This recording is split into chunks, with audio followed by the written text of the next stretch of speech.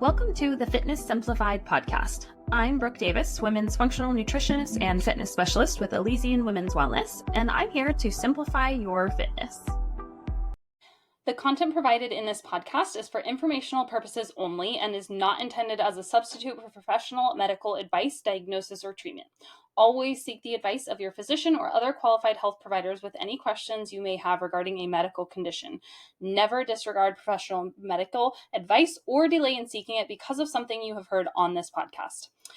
Any information provided about nutrition, supplements, or fitness is based on personal experience and should be discussed with your healthcare provider before making any changes to your diet or lifestyle. Remember, your health and well-being are unique to you. What works for one person may not work for another. So always consult with your medical professional to determine what is best for you. Today, we're diving into one of the most studied supplements on the market that has been around for a very long time, but is still really, really misunderstood. And that is creatine. If you have ever thought, isn't this just for bodybuilders? Maybe you're worried it might make you look bulky. You are not alone, but you are mistaken on both counts.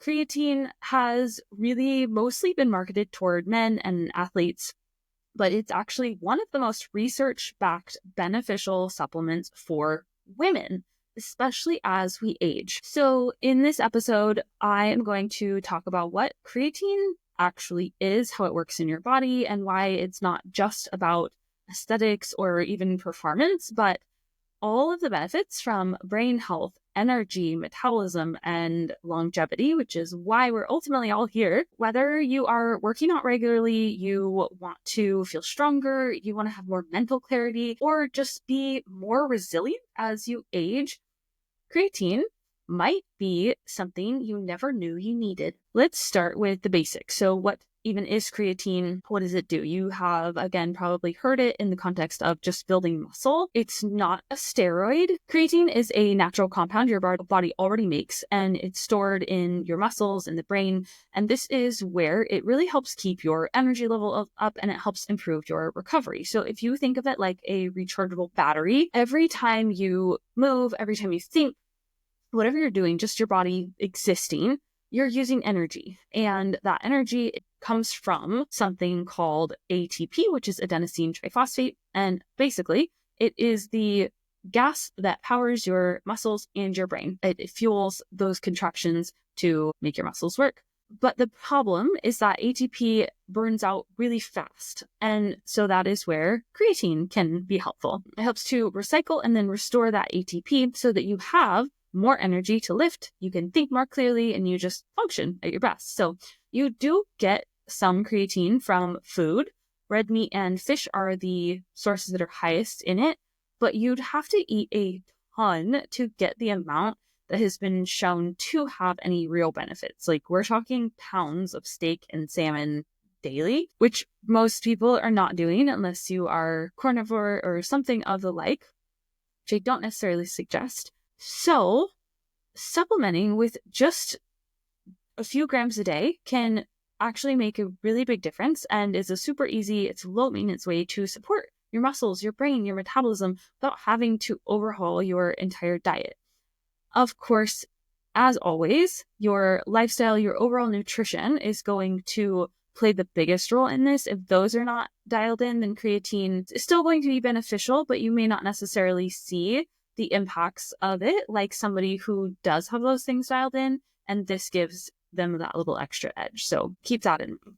Now that you know essentially what it is, how it works, we're going to talk about the real reason we're here, which is why it's so beneficial for women. Because like I promised, it's not just a gym bro supplement. It's not just for men or athletes. Every woman honestly needs to be taking this. Creatine plays a huge role in not just your muscle, but brain health, your hormones, and even bone density. Obviously, all things that are super important as we go through perimenopause and into menopause.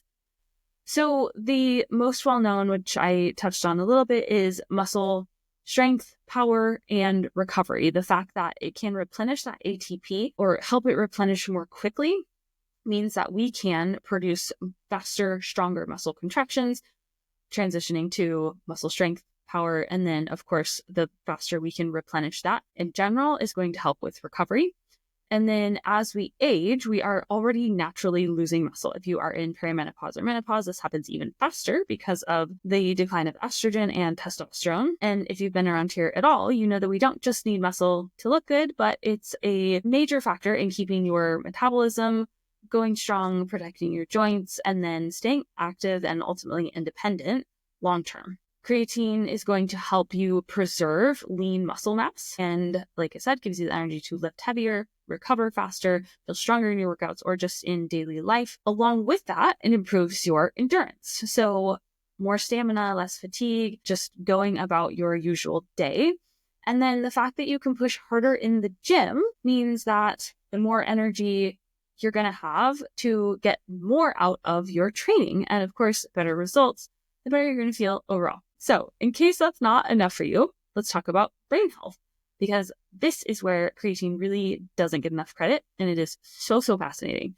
So if you have ever felt mentally foggy, you struggled with staying focused, or maybe you've even noticed memory lapses, which is very common in perimenopause. Hello, perimenopause brain. Creatine can help that. It literally fuels your brain cells the same way it does your muscles, helping with your cognitive function, mental clarity, and reducing fatigue. There is also new research showing that creatine could help be protective against neurodegenerative diseases like Alzheimer's and Parkinson's, which is so great because we have nothing else like that on the market. Not exactly a magic cure, but considering how simple and how safe it's been proven to take, I mean, anything that helps keep your brain sharp, I think is worth paying attention to. One of the lesser known benefits of creatine is that it actually supports your thyroid and overall metabolism. Your thyroid is essentially the control center for energy levels. And so when that slows down, so does everything else. Fat loss is harder, your energy decreases, your mood is less stable. Creatine helps provide the energy your thyroid needs to function optimally. So this is huge for women going through perimenopause. I have a podcast coming out on the connection between thyroid and perimenopause. So I'll just keep it short here by just saying that it is hugely impacted by the hormonal shifts that happen in the body during perimenopause. Creatine might also help with blood sugar regulation, which is also very common dysregulation during perimenopause. So this means fewer energy crashes, better control over cravings. Again, not a magic fix. I have another whole podcast on ways that you can support your blood sugar, but it's definitely another tool in your toolbox. Again, better energy, overall metabolic health. And last but certainly not least, we have to talk about bone health. This is also just amazing. You may or may not know this, but women are at a higher risk for osteoporosis due to the decline in estrogen and muscle mass. So the less muscle we have to do the kind of things that stimulate bone growth, the faster deterioration of our bones. So strength training is one of the best things you can do to keep your bones strong. And creatine not only helps you optimize that, but it might give you an extra edge, again, with supporting the health of bones directly. So improving bone density, reducing the risk of fractures. Those are the things that the studies support. Let's be real, no one wants to deal with broken bones later in life. The stronger we can keep our muscles and our bones, the more independent and active you're going to be able to stay for the long haul, and ultimately, the happier you're going to be. So again, this is literally one of the most well-studied, safe, effective supplements out there. And yet so many women still aren't using it.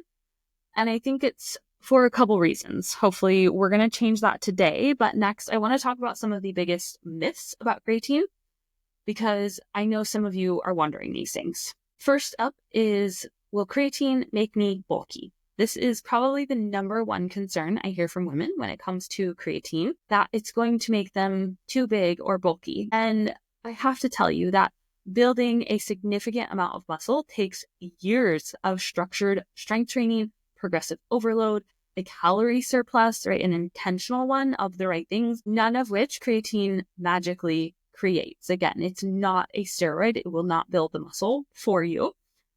That also being said, women in general, so the first year of somebody strength training, they may be able to put on average, about 1 pound per month of muscle mass. That's for 1 year. After that, you're technically considered like an intermediate lifter. And then you're looking at quarter of a pound, so 0.25 to, again, somewhere between 0.5 and 1. So I'm going to meet in the middle and say 0.75. So 0.25 to 0.75 pounds per month of muscle if everything is absolutely perfect and optimized. This is not going to make you bulky. As women, it is very, very difficult. It needs to be done very, very intentionally to build any kind of significant amount of muscle, especially as you age. If you are over 30, you are already on the decline. The chances of you, again, getting to the point where you feel like you have too much muscle is very, very unlikely. I wish it was this easy. Creatine will not do that. But what creatine does do is, again, it supports your lean muscle mass by improving your strength, improving your endurance, helping you recover so that you can push a little bit harder in the gym, in your workouts, and recover faster.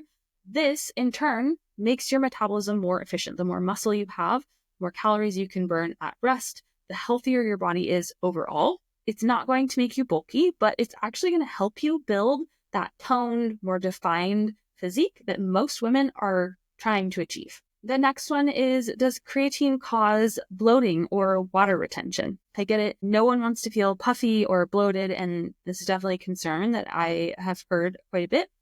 But I want to clarify what's actually happening. So the mechanism of creatine is that it pulls water into your muscles, not under your skin, which means that any water retention that's happening is actually coming into your muscle cells. So when you are hydrated, you have been eating adequate carbohydrates, and you do a lift or you get a pump and your muscles look bigger, that is bringing water into the muscle. And that is essentially, like I said, what a pump is. And that is essentially what creatine is doing, which is part of what helps the recovery aspect of strength training and of your muscles. So it is not extracellular, which is like when you're in your luteal phase and estrogen is high and it's making you like soft and feel bloated. It's like you're holding water. Creatine does not do that. So that being said, if you do have a slightly higher body fat percentage, it may feel like you are holding water or you're a little bit puffy, but most of the time you won't notice it. And if you give it a few weeks, it will generally balance out. And you just have to know that, I mean, the trade-off of it is first of all, the bloating and the water retention should be pretty minimal. And the trade-off is that you're getting stronger, you're recovering faster, you're actually going to be improving your overall body composition ultimately. So it's absolutely worth it. I have to, of course, address that there is a very small percentage of people who don't tolerate it very well and may get some gas or bloating, but there's a couple things you can do to decrease or eliminate that if that is the case with you. First is to start with a really small dosage. So the ultimate dosage is 3 to 5 grams, and you might start with 2.5, right? And work your way up. Then make sure you don't take it on an empty stomach and have something to eat before you take it. And then make sure you're hydrated, at least half your body weight in ounces. Again, it's very rare that I see this in the 14 years that I have been suggesting clients look into it. I have only had one person complain about that. So it's not common at all. And then the last question, which I did mention, but is creatine safe for long-term use? There is a common misconception that taking creatine for a long time could be harmful to kidneys, liver, overall health, but we have so much research, especially even long-term research, because creatine is one of the most well-studied, safest supplements out there. And long-term, even at higher dosages, up to like 5 times the recommended daily dosage just for general use. Studies have followed people taking creatine for years with 0 negative effects on kidney function or overall health. So next we're going to talk about how to take it for best results, dosage, timing, all of that, what to look for in a supplement. In any supplement, we want a third-party tested, trusted company. The only kind of creatine that you need is monohydrate. There are a lot of different kinds out there. There is creatine ethyl ester, creatine magnesium chelate, creatine hydrochloride, but studies so far, they haven't proven to be more effective than just pure creatine monohydrate, and they usually cost more money. A micronized creatine monohydrate is also fine. It dissolves easily. None of it should have any taste. Like if you put it in water, you can tell that there is something in there, but it's not a bad flavor. There are a lot of blends that are advertised as either recovery or post-workout, some of which are quality, like Legion's Recharge post-workout. But if you're purely looking for the benefits of creatine, the only thing in it should be creatine monohydrate and nothing else. So I will link my favorite brand in the show notes. And as far as dosages go, studies support that adequate dosage is 3 to 5 grams per day. That's it. You don't have to do any kind of cycling or crazy math. It is 1.5 teaspoons about. Usually they come with scoopers. The one that I'm going to link doesn't, but you might hear people or read people talking about a loading phase where you take 15 to 20 grams a day for a week. This is to saturate the muscles faster. It's not necessary. It's been proven that you get the benefits out of taking creatine. Simply, it's a saturation effect. So as long as you're consistent with that 3 to 5 grams, you don't need to load it. The other really cool thing is that you don't have to take it at a certain time. It doesn't have to be around workouts in order to see the benefits of it. If you do want to get really nitty gritty with it, you could take it post-workout. It can help with that muscle growth and recovery. And then taking it with a meal, specifically with carbs, can help increase the absorption of it. But like I said, the most important thing is just you take it consistently, and it doesn't matter when. So that's basically it. Creatine is not just for bodybuilders. It's not going to make you Hulk out. It is one of the most well-researched, safest, and effective supplements out there for anyone, but especially for perimenopause women. So powerful. So whether you are just looking for some extra energy, some improvement to your strength, some support for your metabolism, protection for your brain, for your bones, or just wanting to improve your long-term health, creatine is a great tool to help you do that. So my challenge to you is that if you're not already using it, think about adding it to your routine just for the next month and see how you feel. Really pay attention to your energy, your workouts, your recovery, even little things like your mental clarity, how you're feeling from day to day. I would love to hear you report back on it. If you are ready to take your health to the next level, I have something even better than this podcast for you. You can now sign up at any time for our masterclass on 3 keys to mastering midlife fat loss. This is a breakdown of so many intricate details of the body, what's happening in perimenopause, what's happening with your hormones, and how they all interact within the body, all of the different systems that are impacted. And then, of course, I break down exactly what women in perimenopause need to do to focus on lasting results. I will put a link in the show notes. It is not free, but it's very affordable, especially for the information that's in there at just $27. It is packed with the exact strategies that we use with our clients to help them feel strong, energized, and back in control of their health and hormones again, in order to get the results that they're looking for. And as always, I'd love to hear from you. If you have questions about creatine, you want to share your experience, then send me a message.